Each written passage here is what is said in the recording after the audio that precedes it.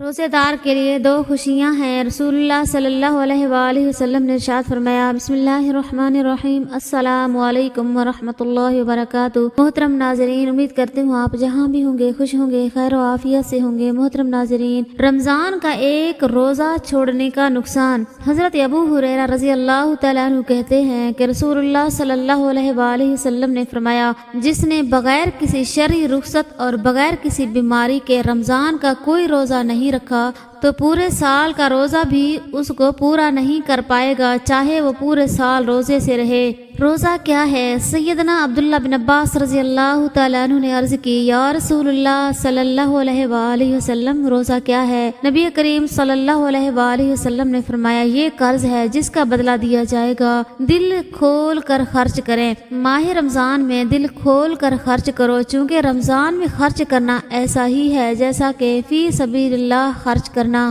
روزہ رکھیے، یہ آزمائش میں کام آتا ہے۔ رسول اللہ صلی اللہ علیہ وآلہ وسلم نے فرمایا، آدمی کی اس سے بال بچوں، مال اور پڑوسی کے معاملے میں آزمائش ہوتی ہے اور روزہ ان آزمائشوں کا کفارہ ہو جاتا ہے۔ صحیح بخاری۔ روزے کا اصل مقصد تقوی۔ یا ایھا الذین آمنوا کتب علیکم الصیام کما کتب علی الذین من قبلکم لعلکم تتقون۔ اے ایمان والو، تم پر روزے فرض کیے گئے ہیں جیسے ان پر فرض کیے گئے تھے جو تم سے پہلے تھے، تاکہ تم تقوی اختیار کرو۔ رمضان اور قرآن۔ ماہ رمضان ہی وہ مہینہ ہے جس میں قرآن نازل کیا گیا، جو انسانوں کے لیے ہدایت اور ایسی واضح تعلیمات پر مشتمل ہے جو راہ راست دکھانے والی اور حق و باطل کا فرق کھول کر رکھ دینے والی ہے۔ رسول اللہ صلی اللہ علیہ وآلہ وسلم نے ارشاد فرمایا، روزہ دار کو قیامت میں میرے حوض سے پانی پلایا جائے گا،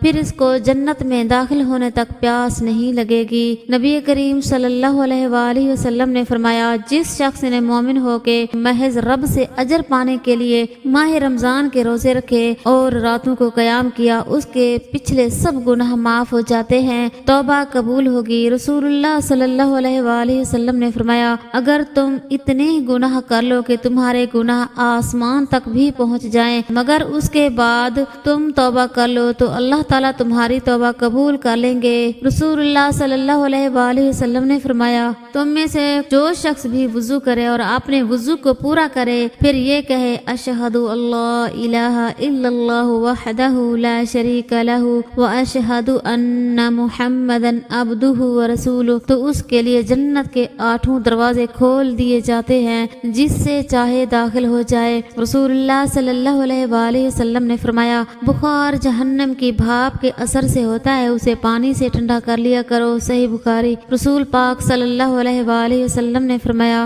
جب میرے دل پر غبار سا چھا جاتا ہے تو میں اس کیفیت کے ازالے کے لیے ایک دن میں 100 بار اللہ سے استغفار کرتا ہوں۔ رسول اللہ صلی اللہ علیہ وآلہ وسلم نے ارشاد فرمایا، جو درجہ خاموشی کی وجہ سے انسانوں کو ملتا ہے وہ 60 برس کی نفل عبادت سے بہتر ہے۔ مشکات۔ رسول اللہ صلی اللہ علیہ وآلہ وسلم نے ارشاد فرمایا، جو شخص جنت میں داخل ہوگا اسے ایسی نعمتیں دی جائیں گی کہ پھر اسے کوئی تکلیف نہیں ہوگی، نہ اس کے کپڑے پرانے ہوں گے، نہ اس کی جوانی ختم ہوگی۔ رسول اکرم صلی اللہ علیہ وآلہ وسلم نے ارشاد فرمایا، میری امت کے تمام لوگوں کے گناہ اللہ بخش دے گا، سوائے ان لوگوں کے جو گناہ کر کے فخر سے بتائیں کہ ہم نے یہ گناہ کیا ہے۔ صحیح بخاری۔ رابعہ بصری سے کسی نے پوچھا، کیا گناہ گار کی توبہ قبول ہوتی ہے؟ فرمایا، انسان اس وقت تک توبہ کر ہی نہیں سکتا جب تک اللہ توفیق نہ دے، اور جب توفیق مل جائے پھر قبولیت میں کوئی شک نہیں رہتا۔